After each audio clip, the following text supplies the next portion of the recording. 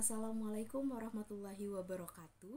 Perkenalkan, nama saya Nurmaya Sari dengan NPM C1C022054.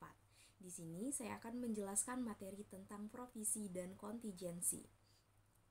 Provisi adalah liabilitas yang waktu atau jumlahnya tidak pasti. Nah, provisi ini dilaporkan sebagai liabilitas lancar atau tidak lancar. Contohnya itu ada garansi atau jaminan produk. Provisi juga disebut sebagai kewajiban diestimasi. Untuk pengakuan provisi, itu perusahaan menetapkan beban dan liabilitas terkait sebagai provisi hanya jika memenuhi 3 kondisi. Yang pertama, itu perusahaan memiliki kewajiban saat ini akibat dari kejadian masa lalu.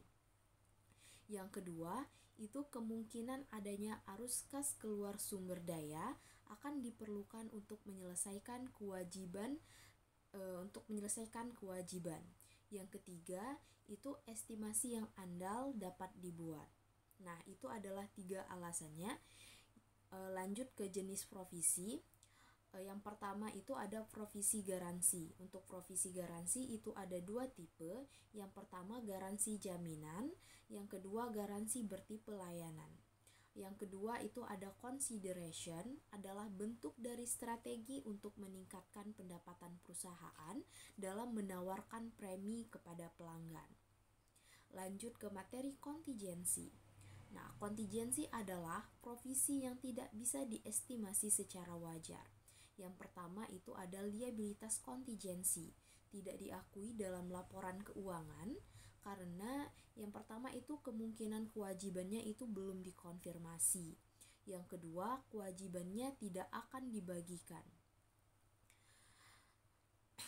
Lanjut, untuk kontingensi itu ada aset kontingensi.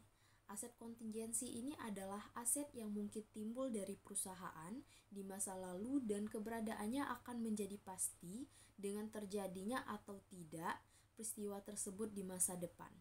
Contohnya itu ada kasus pengadilan yang tertunda dengan kemungkinan hasil yang menguntungkan bagi tertuduh.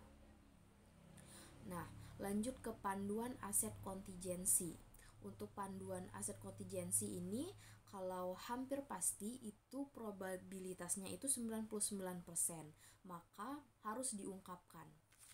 Nah, untuk yang 51% sampai 89% itu adalah probable.